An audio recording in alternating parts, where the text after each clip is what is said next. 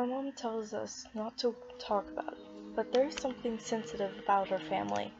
We feel things, and then we bite our tongues to prevent others from thinking we are nuts. My stepfather was an abusive drunk. He was the kind of man who threw my mother into a wall and broke her shoulder. He picked me up off of the ground by my hair on Christmas Eve once, just because I didn't give him the right beer. My therapist says that because of the abuse I suffered as a kid, I have an internal alarm that goes off when there's something in the air that isn't right. I can pick up on the smallest signs of displeasure because I know if I don't, it will cost me dearly. But I think there is something more to it. I also have insomnia, and like many insomniacs, I extremely vivid dreams, and I suffer from lack of sleep. There are two dreams I really remember clearly. One is from when I was a kid, and another is more recent. When was a kid,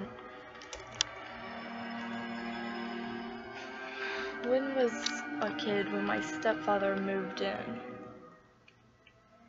I had a creepily accurate radar of knowing when he would be ready to go off the rails. I had this dream that I was locked inside a dollhouse, and when the lights would go off, the dolls would come to life. I couldn't see them, but I could feel them and hear them. The longer I had the nightmare, the further in the dream would go. It was a constant in my life, one that always coincided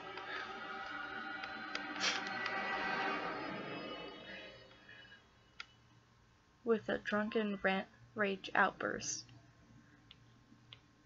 The last time I had the nightmare was when I was 15. The dream ended, and I saw it complete. The dolls finally grabbed me, and the lights turned on, and I could see that they weren't trying to harm me. Not anymore. I woke up with such gratefulness. I remember crying and telling my sister it was almost over. Just one more outburst. That night, my stepfather threw a frying pan full of taco meat at my head because it wasn't spicy enough. My mother snapped and threw him out of the house, and he was gone. I never saw him again. I never had the doll dream again either. There was one time recently when I had a dream that scared me and probably stopped me from being murdered. I was on a Tinder date with this tall, dark, and handsome guy on my birthday about 2 years ago. When we went out, drank a little, I had one coconut rum, Coca-Cola.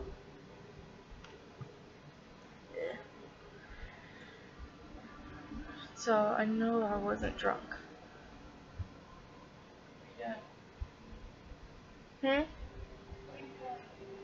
Dream.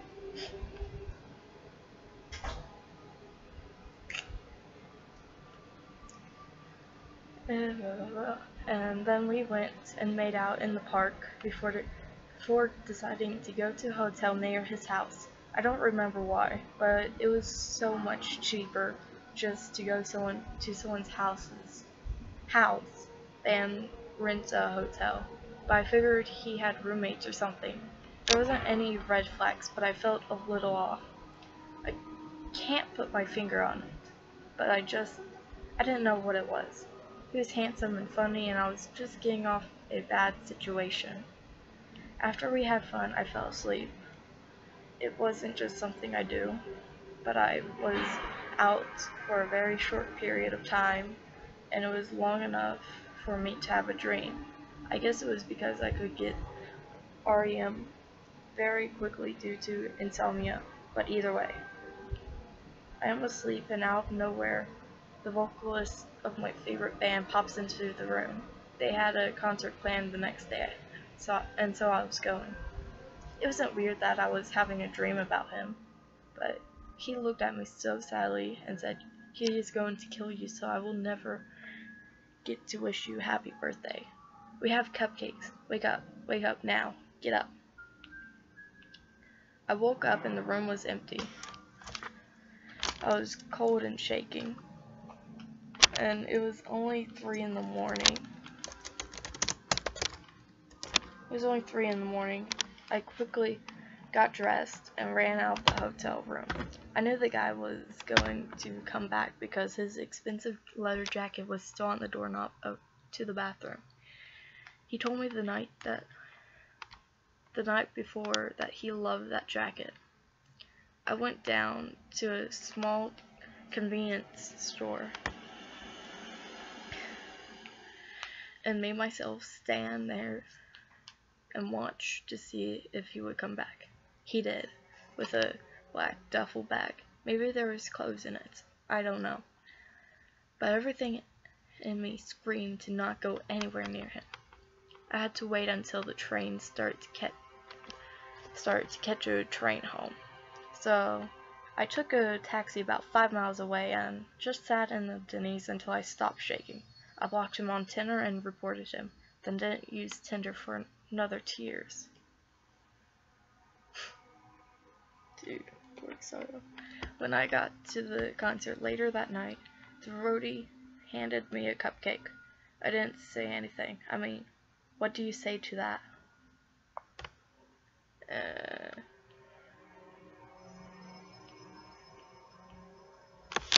My voice is terrible. Spoopy.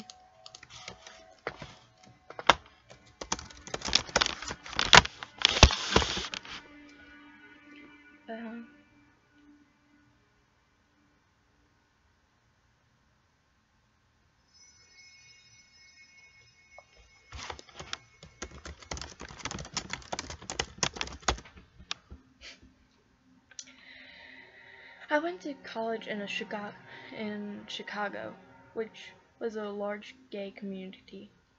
Grindr was on the map as a go-to hookup app years before the straights got into a tizzy about Tinder. I normally used Grindr to expend it getting my rocks off. What? Creepypasta or another one of those stories.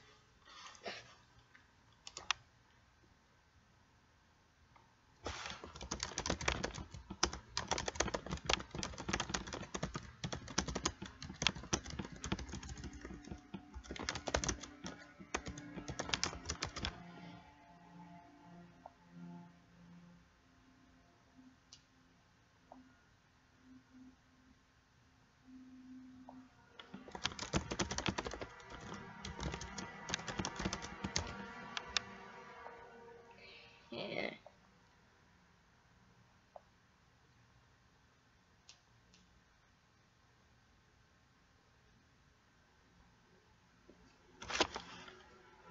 Creepypasta stories, more random stories, or creepy facts.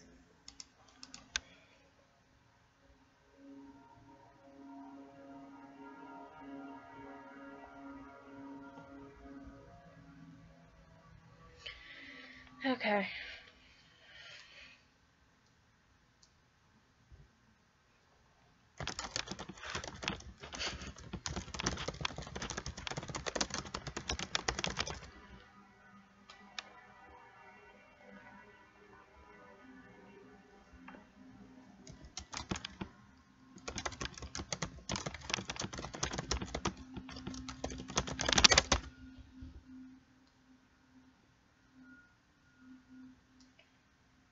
Not just because I'm sitting in the dark. I'm gonna read a story about darkness. Yes, it is. Best dent ever. Okay. It all started after moving into my new house. Yeah, that's pretty cliche, believe me, I know. But it's what happened. I never experienced anything supernatural before, and though interested, I never really expected anything to happen to me. I was able to rent the house for pretty cheap. I didn't think any of it because it was old and not the best in the neighborhood, so I guess I just got a good deal.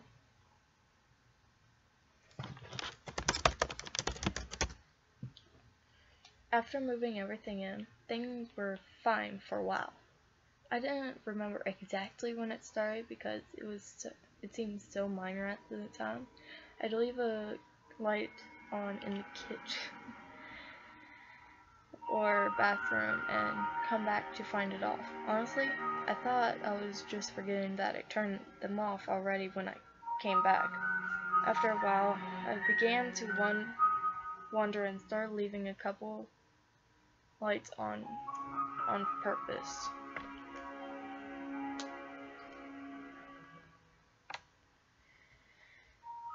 Sometimes nothing would happen. Sometimes I'd come back to find the lights off. By now, I figured out that something was off. I wasn't really scared, but just confused. I thought maybe something was wrong with the electricity. I started leaving lights on a bit more often. Freaking killed my PG&E bill because I thought I thought I might be able to get some sign of why they would randomly shut off. That's when it started to take another turn. The first time I remember something crazy happening was when I left the kitchen and living room light on while I was asleep. I woke up to a deep rumbling growl coming from the kitchen, now from the bedroom. You can see down the hall to the living room that room is connected to the kitchen. I remember waking up and thinking that there was an animal or something in my house. I looked down the hall toward the living room to see the light darker.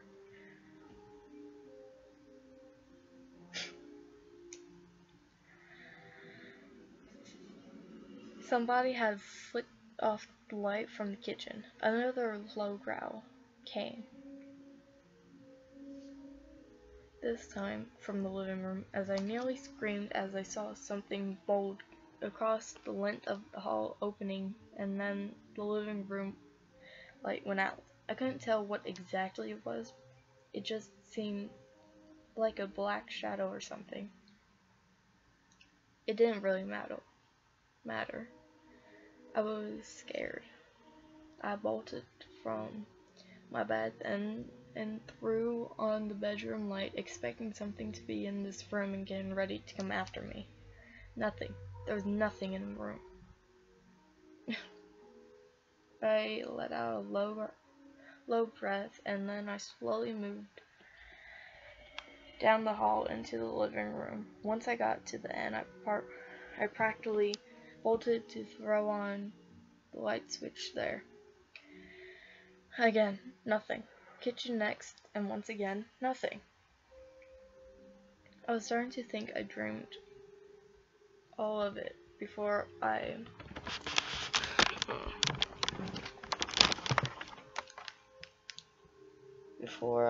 decided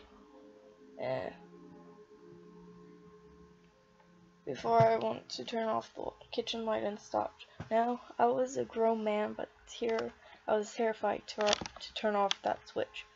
And I'll admit it, I slept with all the lights on that night. That was a mistake.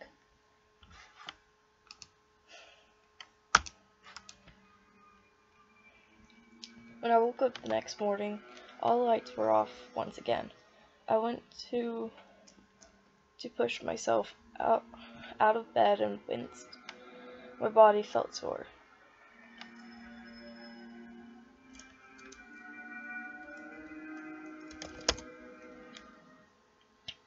I pulled the sheets off to see long red marks running down my legs and arms. It looked like something had scratched me in the night. That terrified the hell out of me, but not nearly as much as when I saw what happened. Every light I had left on was smashed. Every light bulb that was on last night was broke. Every lamp knocked over and smashed in. My breath caught in my throat as I looked around. Something was messed up in here, and something tried to, do something to me. I called in for work that day and went to immediately replace all the lights in the house. I didn't know what to do then. I thought about leaving, and I know this probably sounds stupid, but this was my home. It was my first time away from my family, and this was my home. I couldn't give it up, so I stayed. Even as it got worse. Even though I was beginning to become terrified of the dark. I couldn't really sleep with the light on me at night in the bedroom.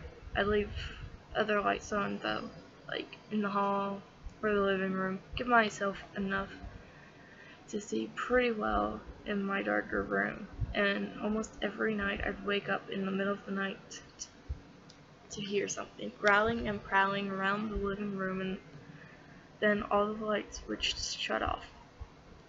I didn't want to go look. I was terrified at the thought of being in the same room with whatever was in there, so I curled up in bed and prayed it never came in. One night after this went on for a while, I had it. I bought a gun and turned on every light in the house. Then I sat down in the middle of the living room with my gun in my lap and a baseball bat sitting next to me. I waited. There was nothing at first for a long time. Around 2 in the morning, I began to hear Ollie. It was behind me. I turned and peeked toward the hall to my bedroom and could hear that familiar growl.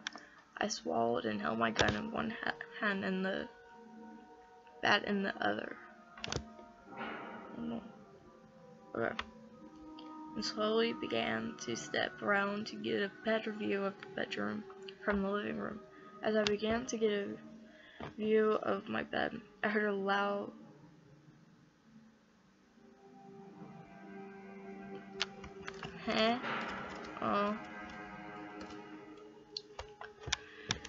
As I began to get a view of my bed, I heard a loud thump, followed by a inhuman roar.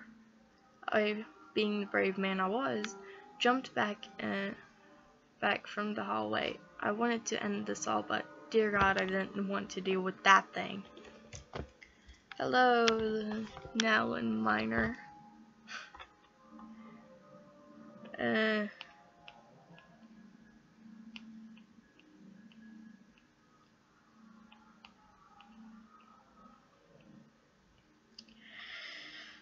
I could hear tearing and smashing, and I don't know how I caught it, but I did manage to hear an audible click, and then nothing. Slowly I went down to peek down. I went back to peek down the hall, and the light was off once again.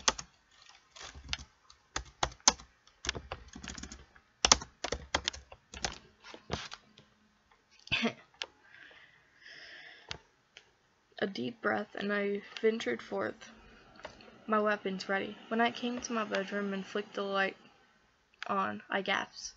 My bed was ravaged, torn completely apart.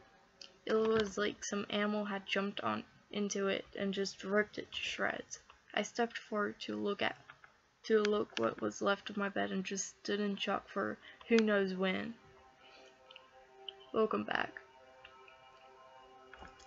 Yeah.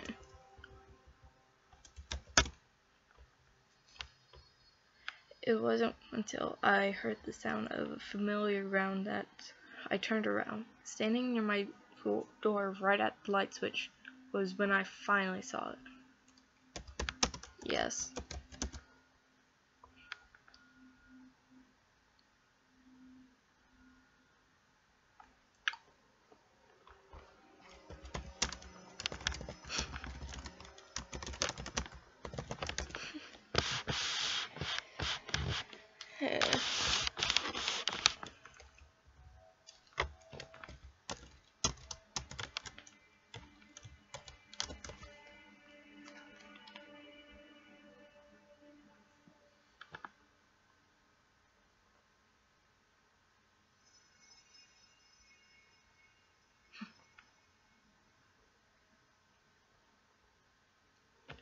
It was a man, a white and rotting man with a mangled body that looked like he had once been a dog's chew toy, staring at me.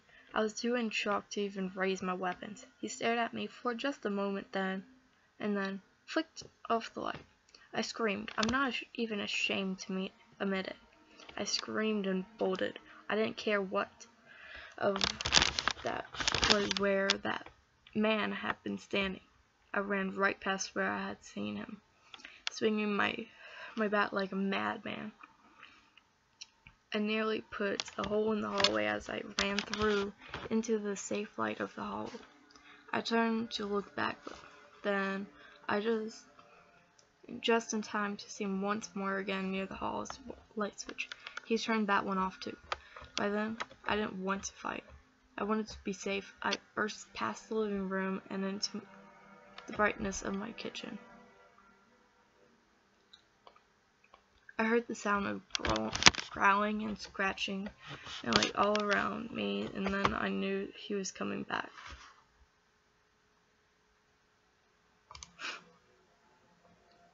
Good job.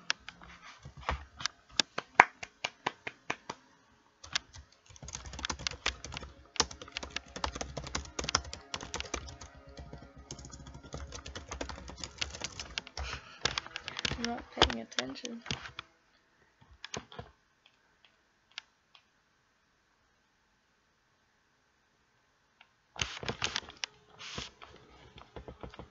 Yeah, I need 25.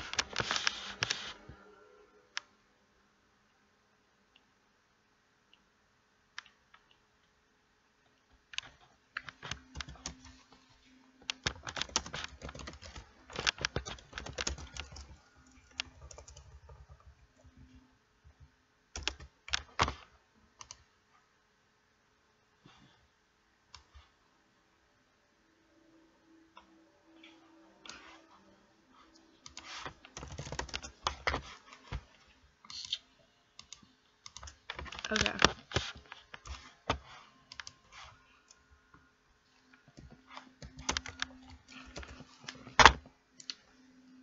I heard the sound of growling and scratching nearly all around me then. I knew he was coming back. With a broken finger. Wait, I shouldn't be paying attention to chat. And I knew he was coming back. I looked back once again to see that mangled and rotting corpse of a man turn off another light with a broken finger and plunge me into terrifying darkness. I broke for the living room.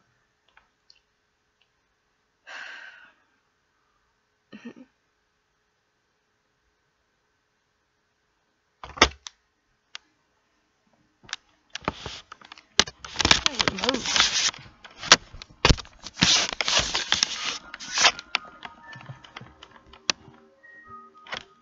I need it. This is gonna last a long while.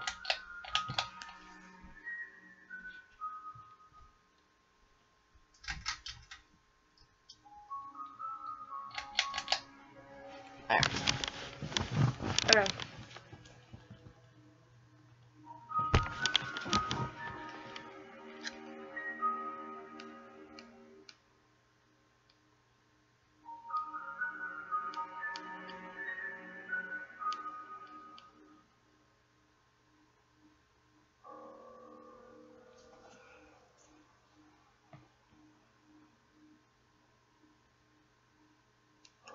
This was gonna be my last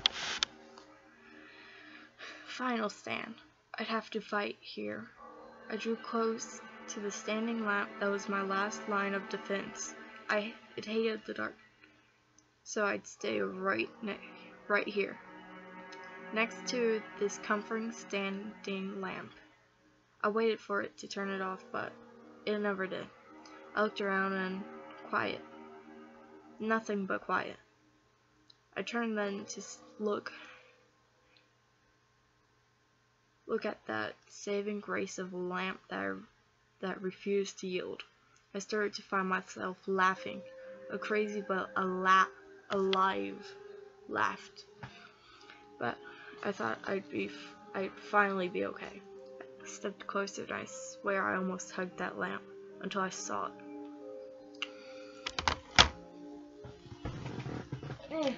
I need a drink.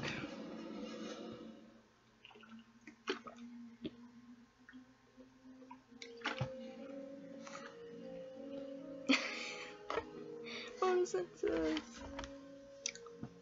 I heard the growl coming not from behind me, but in front. From that lamp. My eyes widened as I stared as the light from that lamp intensified. I stumbled back.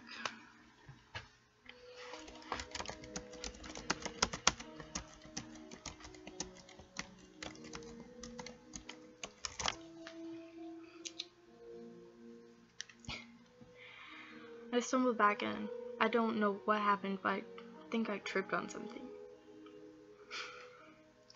I just know I found myself flat on my back, staring up at that bright, intense light.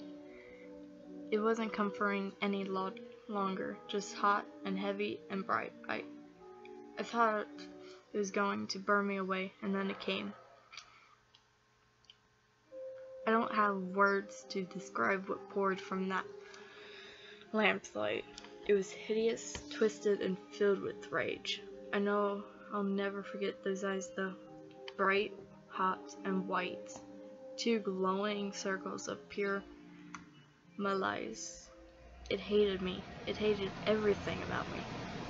And not just me. It hated all of us. Every single human.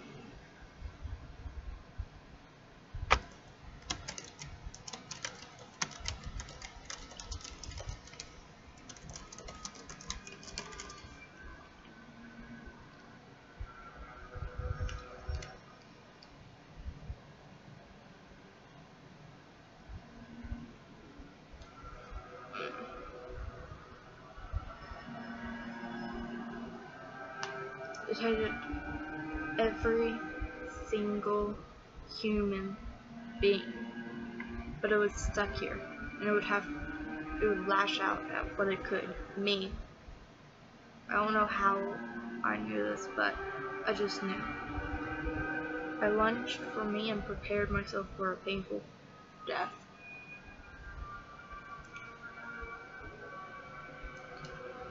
Click.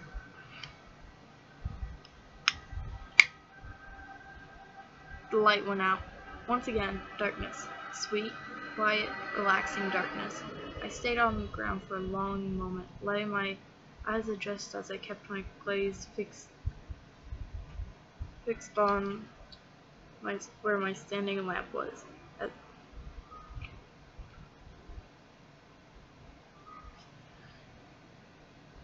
As the seconds passed, I could start to make out that mangled man standing by the lamp, one torn hand upon the switch as he looked down at me.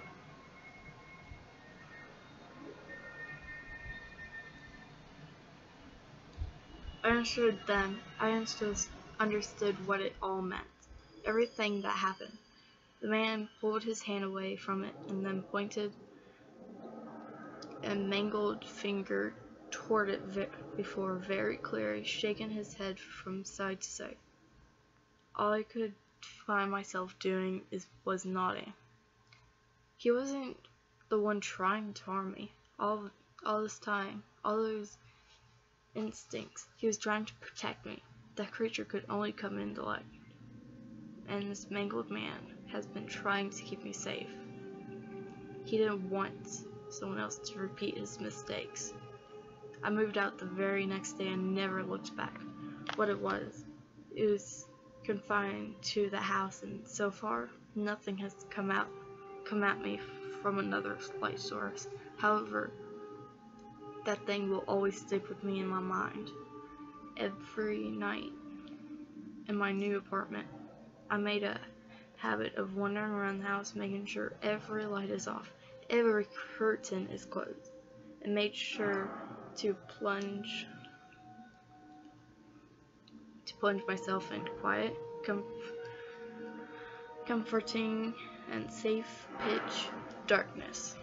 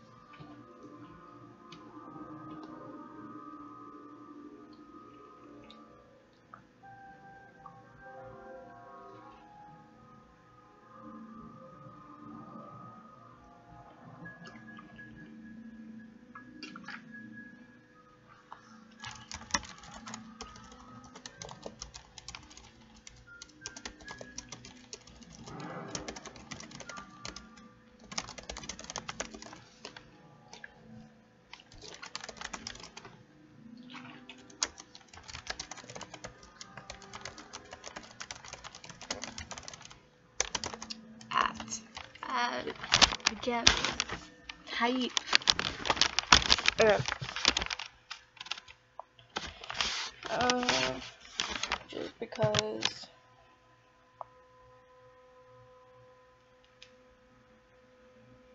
Okay.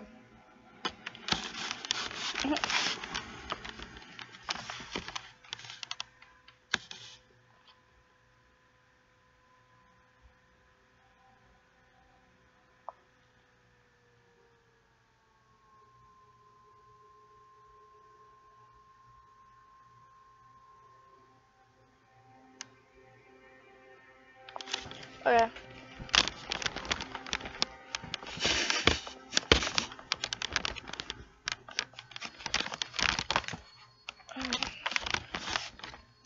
Did you know that spiders are not able to chew?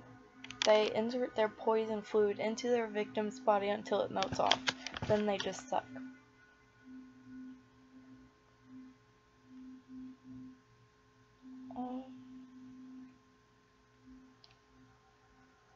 Exposure to secondhand smoke or passive smoking causes almost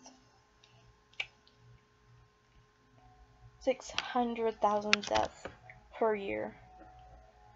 550,000 in the United States alone.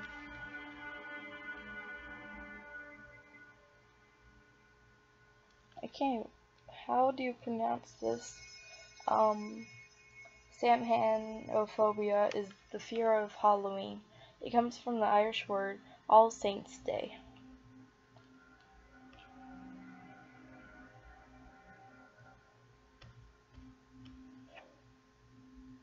Before becoming a serial killer, Rodney Alcanal appeared in a TV show called The Dating Game. He was arrested 1 year after appearing on the show for killing several women.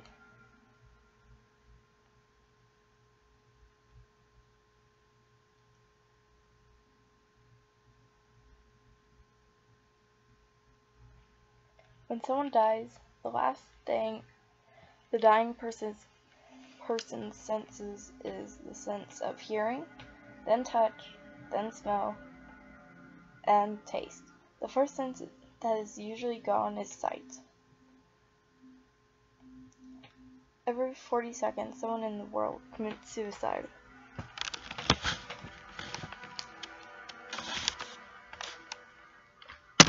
Hitler led the first anti-smoking campaign.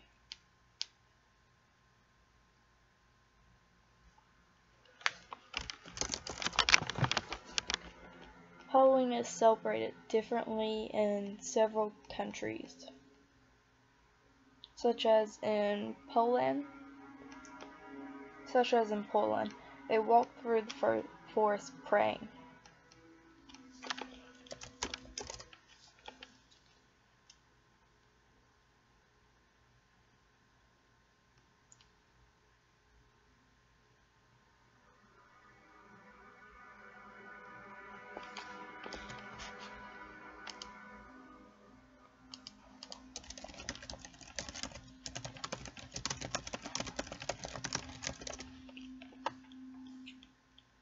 In 1920s, a doll maker wanted to make her dolls look as real as possible. She would cut off hair of her elementary students and even skinned off some of her own daughter's skin for one particular doll.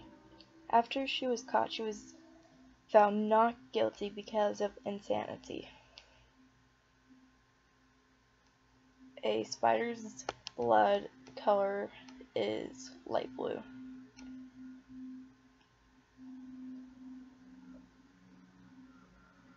In around 5 billion years, the sun will run out of fuel and turn into a red giant.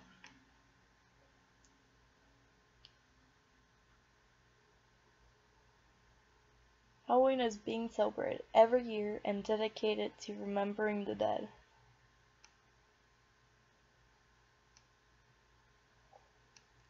A French orphanage held a raffle in 1912 in Paris to raise money. The prize was living babies.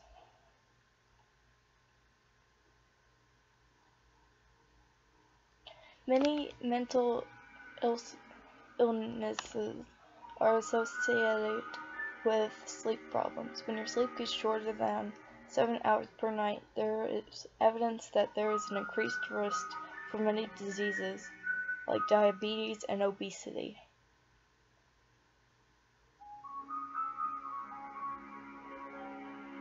You have several hundred million bacteria living inside you and over 7 billion in your mouth.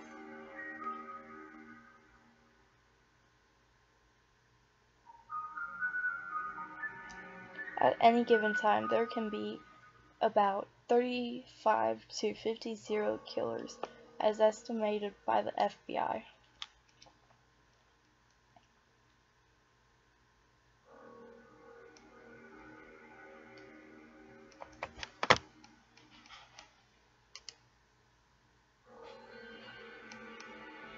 Eh.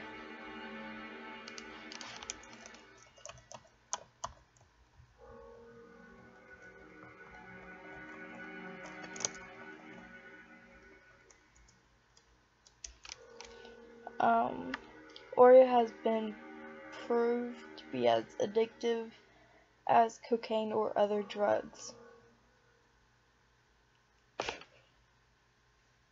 The creepy fact is I have to be funny because being hot is not an option.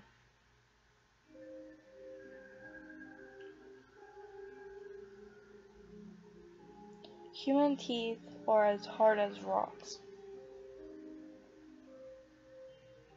Most lipsticks contain fish scales.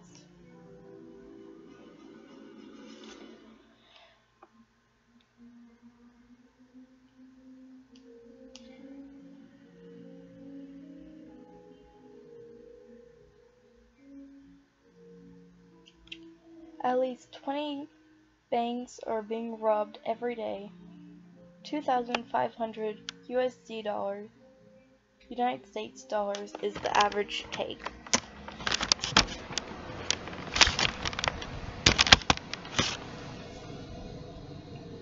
The nose and ears never stop growing. Even though babies have over 60 bones more than adults, they are born without kneecaps. They develop between the years of 2 and 5.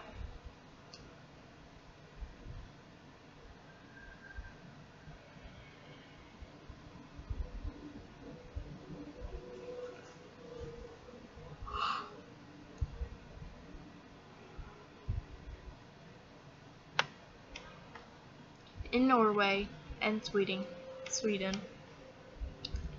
they eat fried reindeers.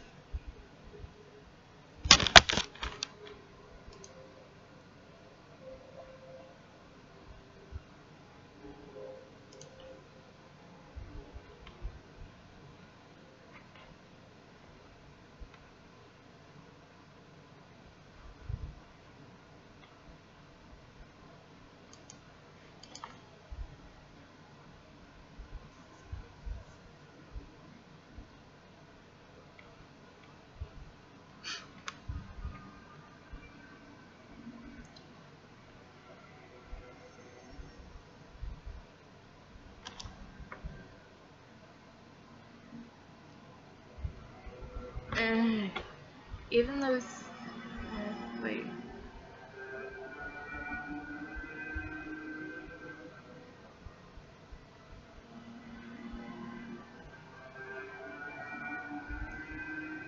Without mucus, your stomach would digest itself.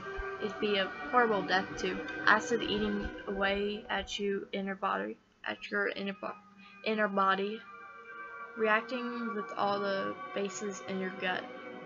A truly horrible way to die.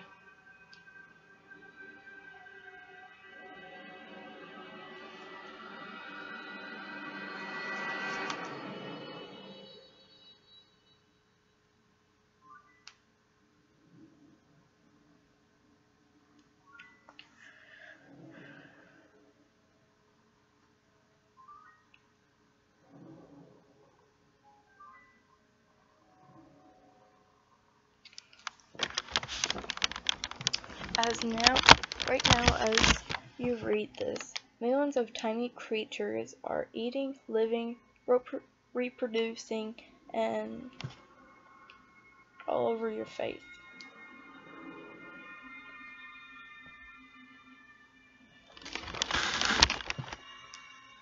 That even with private browsing, they can see what you look at.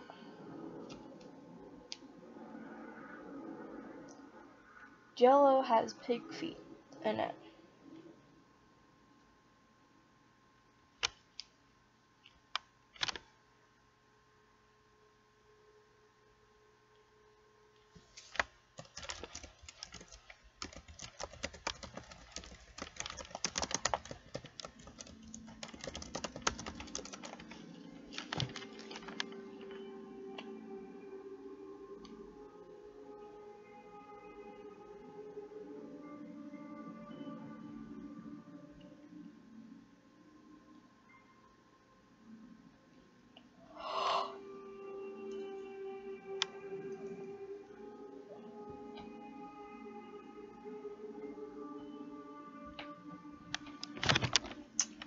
We eat dead things so that we may live.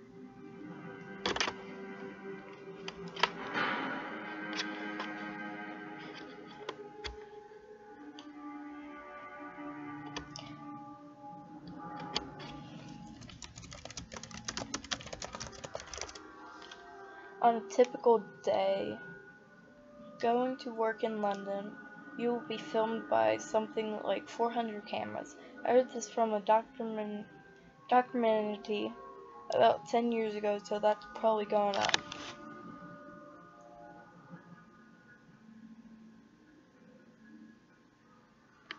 Most people die within 50 miles from where they were born.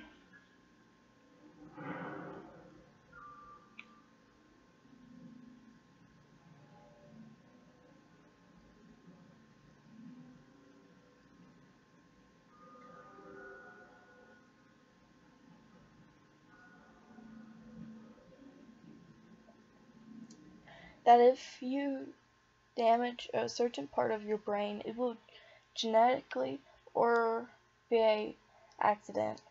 You will not be able to recognize faces anymore. You will see what they are made of, but you cannot put them together to form faces.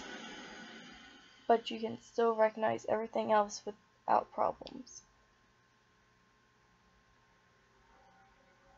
You have tiny maggot-like beings in your eyelashes that feed off your skin's natural juices.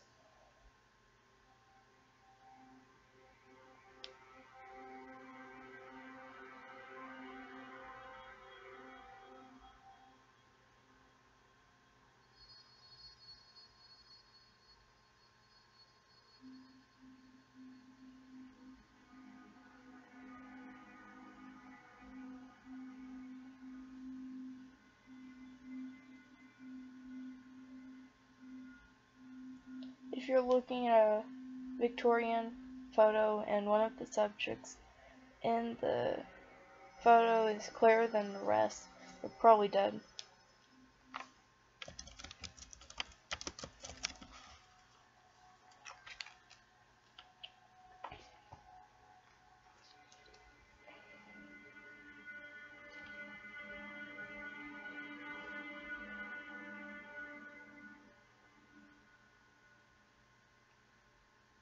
This condition exists. Patients with Charles Bonnet syndrome may see small people and animals, bright moving shapes, or distorted and scary faces. Many people call this syndrome a portal to a parallel reality.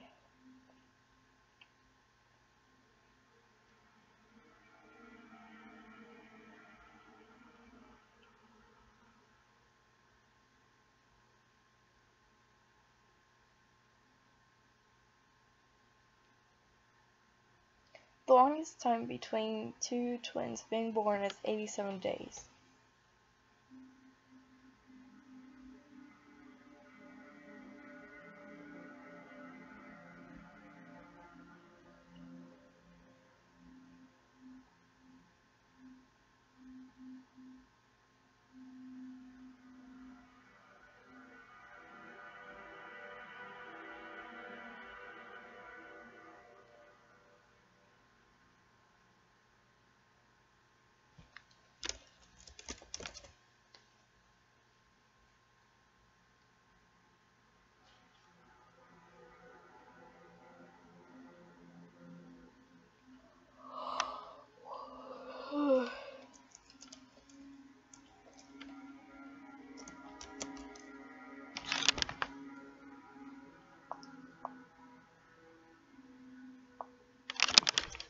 Okay.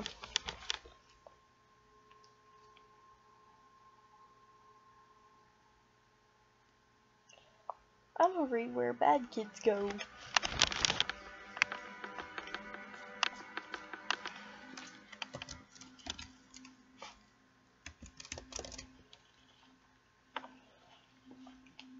I must have been 6 or 7 when I lived in Liambon. The country was revenged.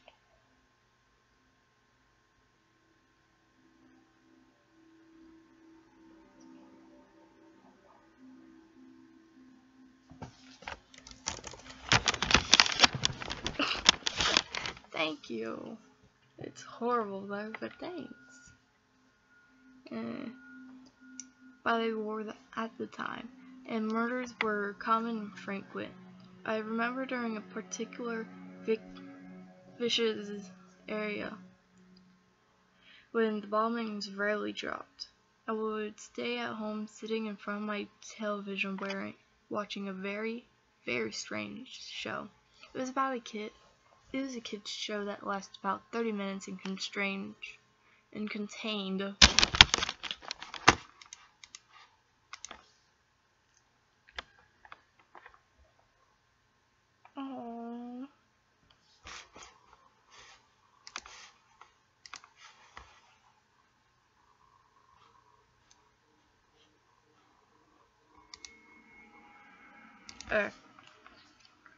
it contained strange and sinister images.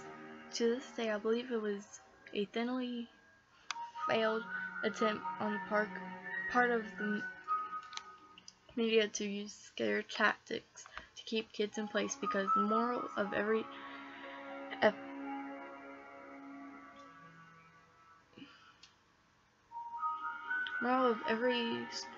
episode revolved around very uptight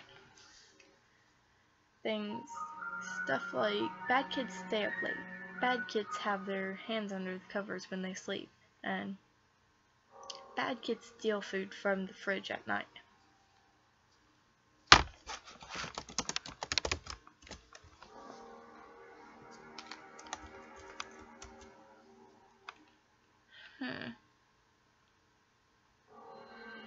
It was very weird, and in Arabic, to top it off. I didn't understand much of it, but for the most part of the images were very graphic and comprehensive. The thing that stuck with me the most, however, was the closing scene. It remained much the same in every episode. The camera would zoom in on an old, rusted closed door. As it got closer to the door, strange and sometimes even agonizing screams would become more audible. It was extremely frightening, especially for children's programming. Then a text would appear on the screen in Arabic, reading, "That's where the bad kids go." Eventually, both the image and sound would fade out, and that would be the end of the episode. About 15 or 16 years later, I became a journalist photographer.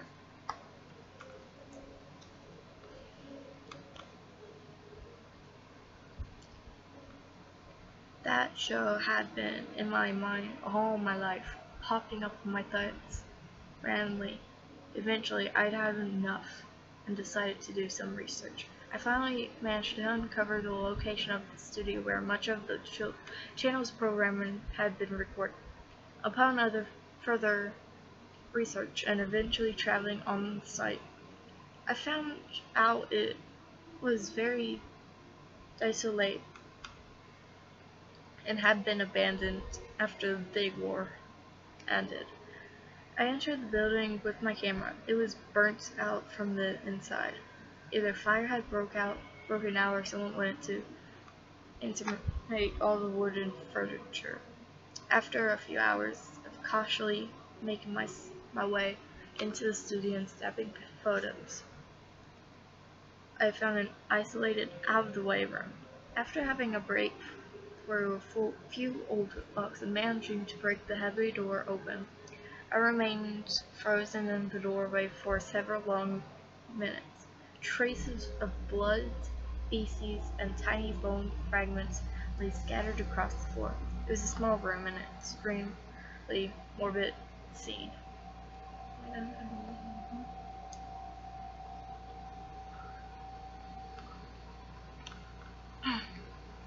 What truly frightened me, though, what made me turn away and never want to come back, was the bolted, caged microphone hanging from the ceiling in the middle of the room.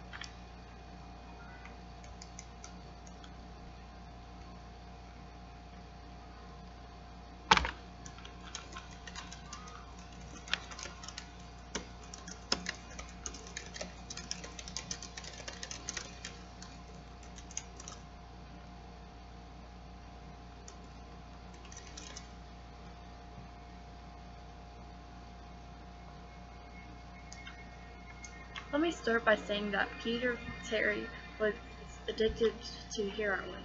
We were friends in college and continued to be after I graduated. Notice that I said I. He dropped out after 2 years of barely cutting it. After I moved out of the dorms and into a small apartment, I didn't see Peter as much. We would talk online every now and then. AIM was king in pre-Facebook years. There was a period where he wasn't online for about 5 weeks straight. I wasn't worried. He was a pretty notorious flake and drug addict. So I assumed he just stopped caring. Then one night I saw him log on. Before I could initiate a conversation, he sent me a message. "David, man, we need to talk." That was when he told me about the no-end house. It got that name because no one had ever reached the final exit. The rules were pretty simple and cliche. Reach the final room of the building and you win $500. There was 9 rooms in all. The house was located outside the city, roughly 4 miles from my house. Apparently Peter had tried and failed. He was a heroin and who knows what addict. So I figured the drugs got the best of him and he wigged out at Paper Ghost or something. He told me it would be too much for anyone. That it was unnatural. I didn't believe him. I told him I would check it out the next night, and no matter how he tried to convince me otherwise. $500 sounded too good to be true. I had to go. I set out the following night. When I arrived, I immediately noticed something strange about the building. Have you ever seen or read something that shouldn't be scary, but for some reason a chill crawls up your spine?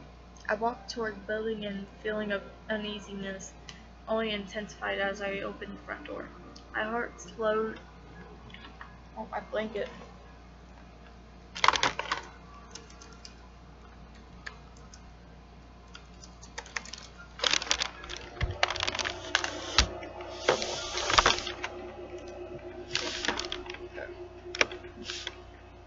No! I didn't mean for that.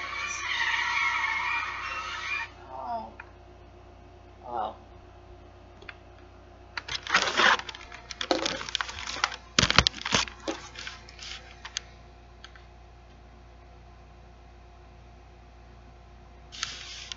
My heart slowed, and I let a relief sigh leave me as I entered.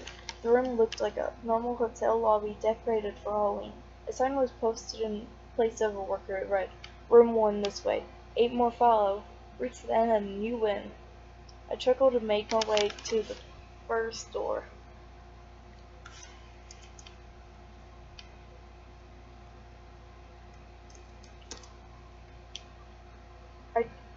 The first area was almost laughable.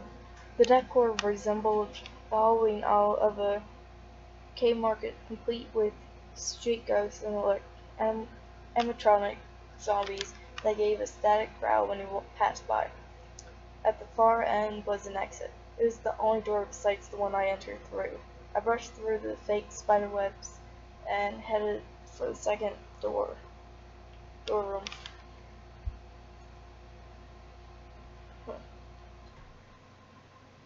I was greeted by a fog as I opened the door to room 2. The door definitely up the ante in terms of technology. Not only was there a fog machine, but a bat hung from the ceiling and flew in circles. Scary. They seemed to have a Halloween soundtrack that I would find in a 99-cent store on loop somewhere in the room. I didn't see a stereo. I guess they must have used the PA system. I stepped over a few toy rats that wheeled around and walked with a puff chest across to the next area.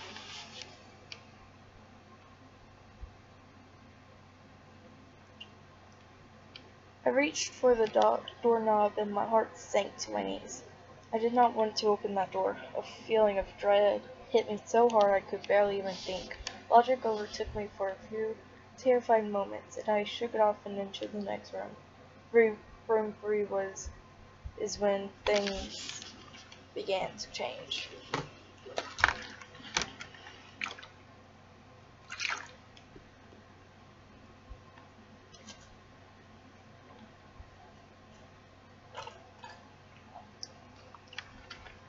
On the surface, it looked like a normal room. There was a chair in the middle of the wood-paneled floor. A single lamp in the corner did a poor job of lighting the area, casting a few shadows across the floor and walls. That was the problem. Shadows. Plural. With the expectation of the chairs, there were others. I had barely walked in the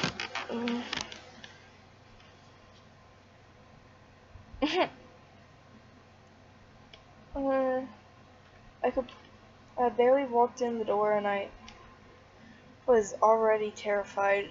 It was at the moment that I knew something wasn't right. If I didn't even think, as I automatically tried to open the door I came through. It was locked from the other side. That set me off. Someone was locking the doors as I progressed. There was no way I would have heard them. Was it a mechanical lock that set automatically? Maybe. I was too scared to really think. I turned back to the room.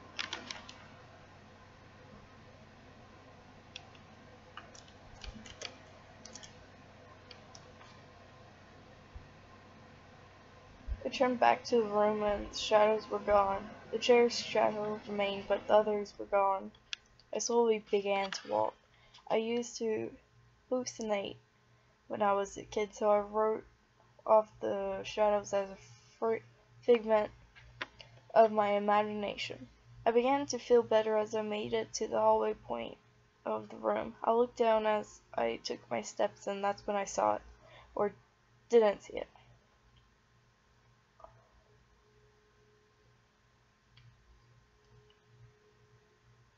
My shadow wasn't there. I didn't have enough time to scream. I ran as fast as I could to the other door and flung myself without thinking into the room beyond. The fourth room was possibly the most disturbing. As I closed the door, all light seemed to be sucked out and put back into the previous room. I stood there, surrounded by darkness, not able to move. I'm not afraid of the darkness and never have been, but I was absolutely terrified.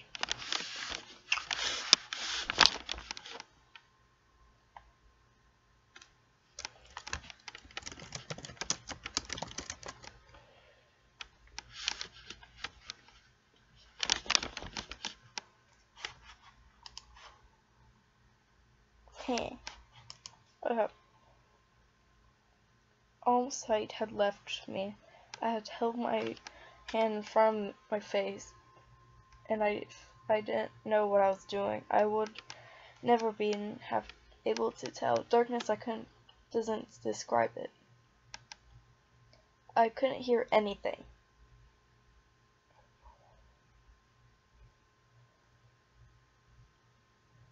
It was dead silence. When you're in a soundproof wall room, you can still hear yourself breathe. You can still hear yourself being alive. I couldn't.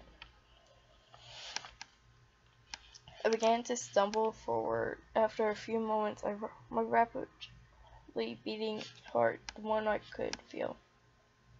There was no door in sight. Wasn't even sure there was one this time. The silence was then broken by a low hum.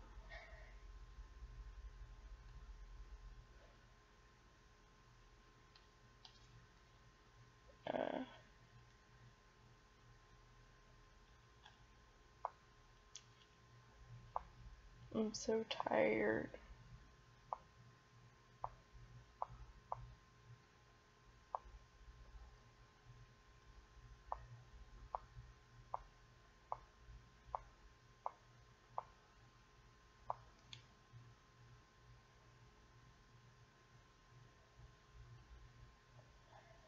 Well,